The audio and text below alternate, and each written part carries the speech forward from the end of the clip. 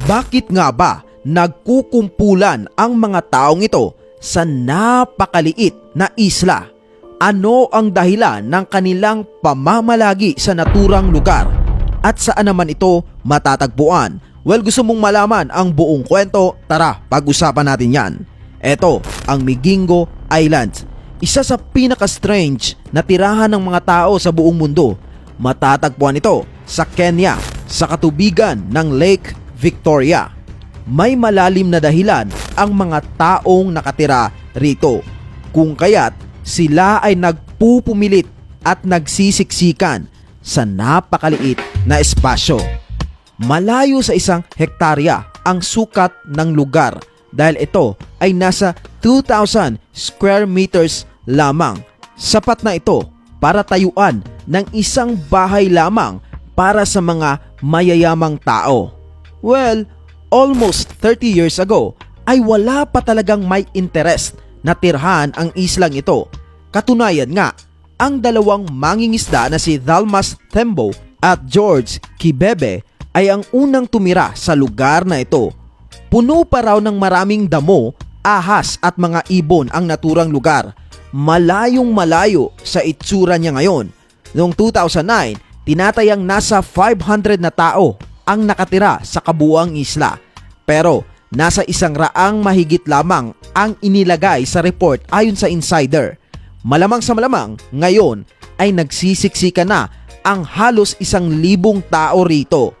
Nagmistulang isang maliit na syudad ang islang ito dahil mayroon itong palengke, hotel, mga salon, inuman at marami pang ibang libangan.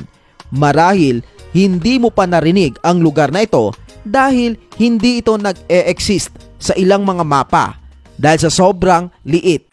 Pinag-aagawan rin ng gobyerno ng Uganda at Kenya ang naturang lugar kahit ito ay napakaliit lamang. Well, bakit? Mayroon kasing malalim na dahilan kung bakit at marahil ito rin ang dahilan ng mga taong nakatira rito. Ano ang dahilan na yon? Narito po ang paliwanag. Ang Migingo Island kasi ay isang perpektong lokasyon upang makahuli ang mga mangingisda ng maraming isda.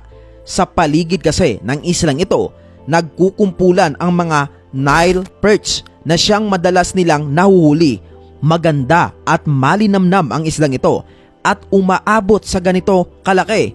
Wow, dambuhala, diba? Ang Nile perch ay isa sa mga dambuhalang isda sa tubig tabang. Katunayan nga, tinatawag ito ng iilan na water elephant. Well, ang makahuli nga ng naturang isda ang siyang pinakamalalim na dahilan ng mga taong ito kung bakit sila ay namamalagi at nagtitiis sa mabato at maliit na islang ito na halos hindi na tinutubuan ng halaman. Interesado rin ang gobyerno ng Uganda at Kenya na makuha talaga ang islang ito dahil ang mga mangingisda rito ay isang napakalaking pakinabang sa pag-supply ng mga isda sa kanilang lugar.